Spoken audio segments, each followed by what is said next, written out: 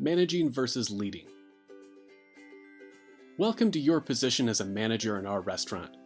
We're happy to have you working with us and guiding our team toward excellent customer service.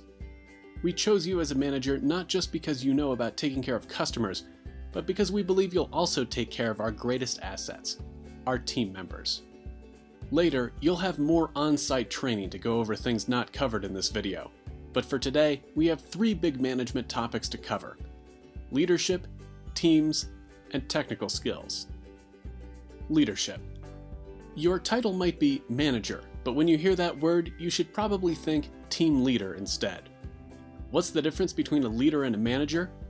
Managers control things like cost, inventory, and other measurable items in the restaurant.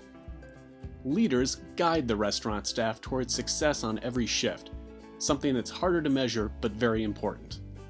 Yes, you will be managing the nuts and bolts of the restaurant, but the leading part will be your most challenging, rewarding, and important responsibility. So think of yourself as a leader first and a manager second. Caring for team members. As a manager, one of the most important tasks you have is to care for our team members.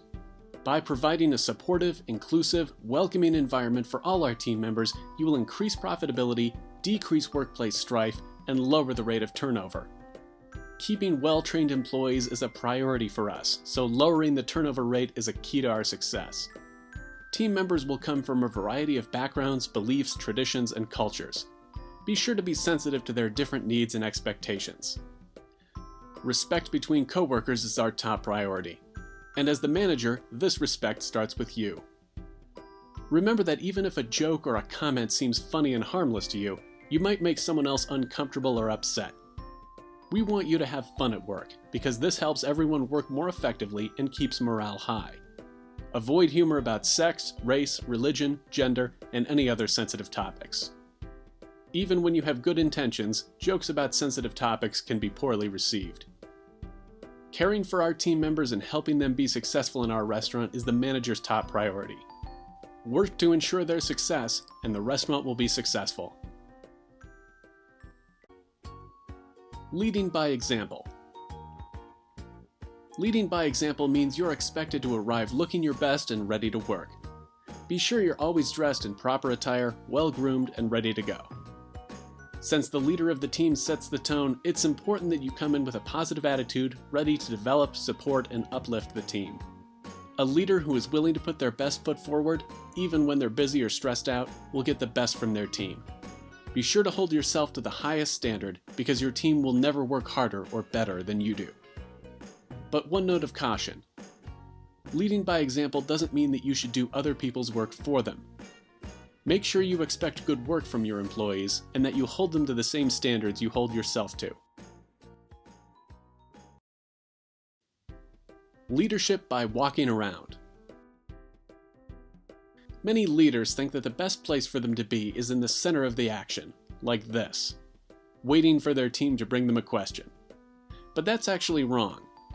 Leaders that position themselves at the center of the action will soon be overwhelmed by requests and problems from the team. Think of it like this. If the manager waits for the employees to come to them, they have no control over the larger picture.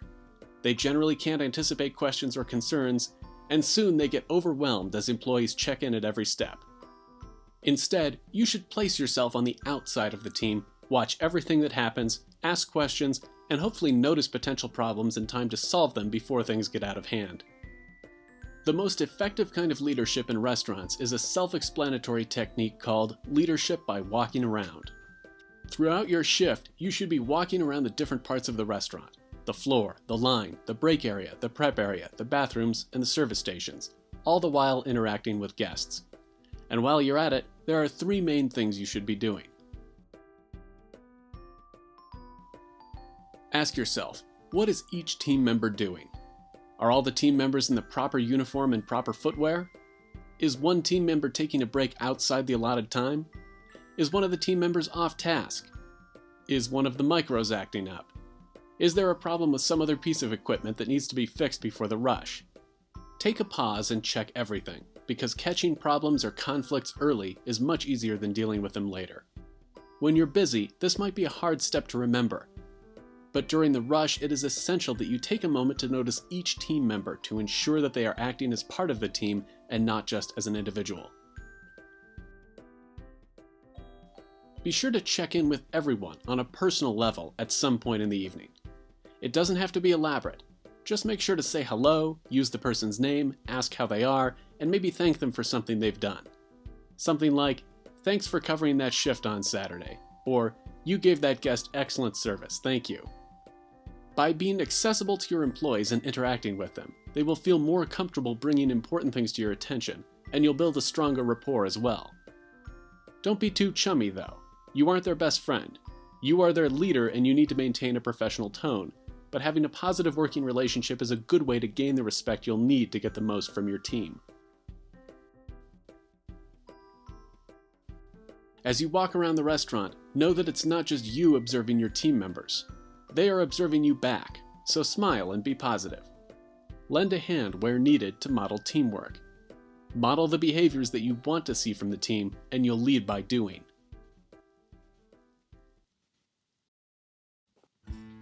Communicating expectations. Now and then, a member of your team won't meet your expectations. But before you get frustrated with them, first consider that you might not have communicated your expectations well enough. When you give an instruction to your team, be sure to be very specific. Tell them the details of how something should be cleaned or how a task should be completed. Look at the project with a team member and point out the specific details that you are expecting. Always give your team members the benefit of the doubt, at least at first. Maybe they needed more detailed instructions. For example, the team member should be clear on approximately how long the job should take, what the specific steps are, what they should use to complete the task, and what the finished task should look like. By communicating your expectations correctly, you will be helping your team meet them. This will improve your overall experience as a manager, and it will help your team to trust you. Fairness in the team. Everyone is sensitive to being treated fairly, so always make sure that you are expecting the same level of work from everyone. Is one person taking more breaks than they should? Is the side work divided evenly and rotated from person to person throughout the week?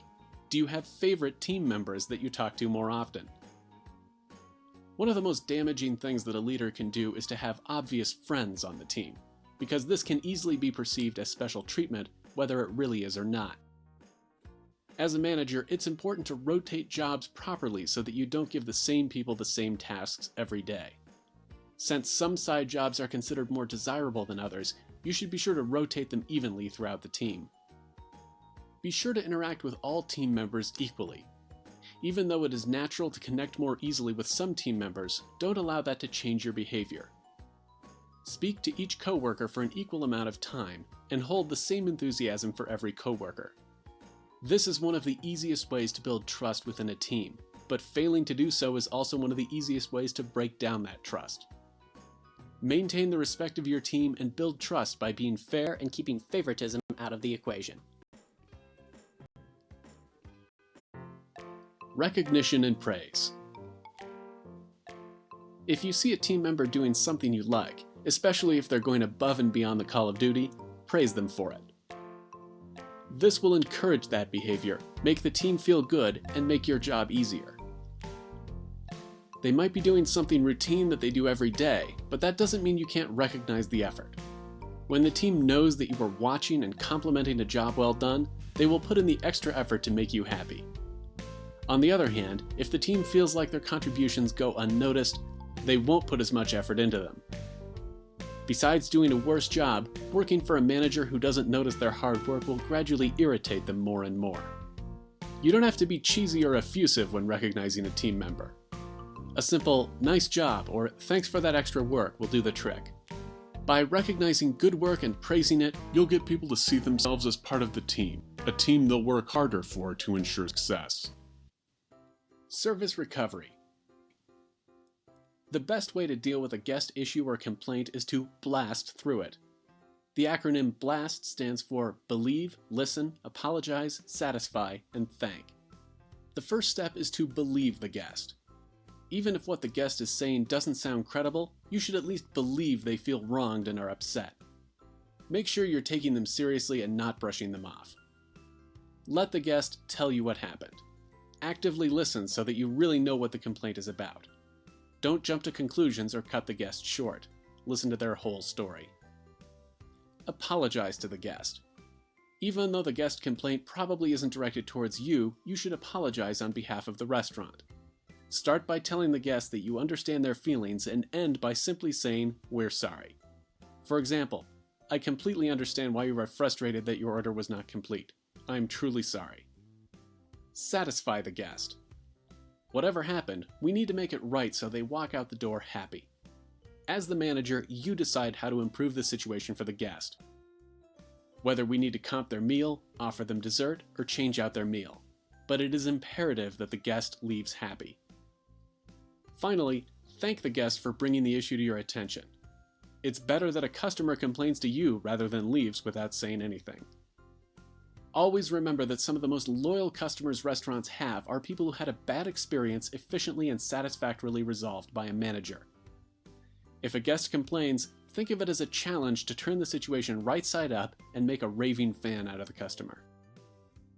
One important note: never blame your staff for what happened. You may be short-staffed or the cashier may be new, but don't ever mention it. The staffing issues of the restaurant are not the guest's problem or concern. Just apologize and move on. The team leader needs to take the responsibility, and the guests will appreciate that. Safety. Safety is, as they say, everyone's responsibility, but especially yours. If you see someone doing something unsafe, like standing on a chair instead of a stepladder, emptying out the grease from the deep fryer incorrectly, or not throwing glass in the sharps bin, you'll need to correct their behavior right away. Be sure to do it kindly. Don't get upset, just let them know that for their safety the restaurant standard is to always use a stepladder or whatever is applicable. If you see something that is unsafe, like a puddle of water on the floor, be sure to address it immediately as well. Or if you notice something that needs to be fixed, like a piece of carpet pulling up, a broken door, or a broken countertop, fix it so that it is not immediately dangerous, then talk to your supervisor about arranging for permanent repair. Always keep your eyes open for anything that could pose a danger to our team or our guests, and never underestimate the potential damage of violating a safety regulation. Encourage your team to act in a safe way and to be on the lookout for unnecessary dangers. Thank you in advance for your concern about the well-being of our team. Accident reports. In the case of an accident involving a guest or employee, you are responsible for documenting it. Accident report forms are available in the office or from your supervisor. Find out all the facts and details and include them in the report. The more details the better, and never underestimate the seriousness of an accident. If a guest trips and falls, then gets back up insisting that they're fine, you should still document it. Accident reports could protect the restaurant from liability in some cases. If a guest suffers any type of injury, no matter how minor, be sure to get their name and number. Write-ups. You need to know all the rules for when to document tardies, improper call-offs, no-call no-shows, and other unwanted behaviors. Good leaders will write up infractions consistently, if only to ensure the respect of their employees. Even if you know for a fact that a staffer was abducted by aliens yesterday and couldn't possibly have called off properly, you still need to follow through on company policy. You can blame the policy for the rigidity, but you need to let team members know that a write-up is not optional. Equipping the team. One of the most irritating things that can happen to a team member is being asked to do something when management hasn't provided them the tools for doing it. Are the handles on the brooms broken? Is the line using the wrong size scoop and changing the food cost because the other one went missing? Keep an eye out for things that are broken or running low and replace them as soon as you can. Not everything has to be perfectly shiny and new, and there may be a way to fix a piece of equipment to get a few extra miles out of it, which is always welcome.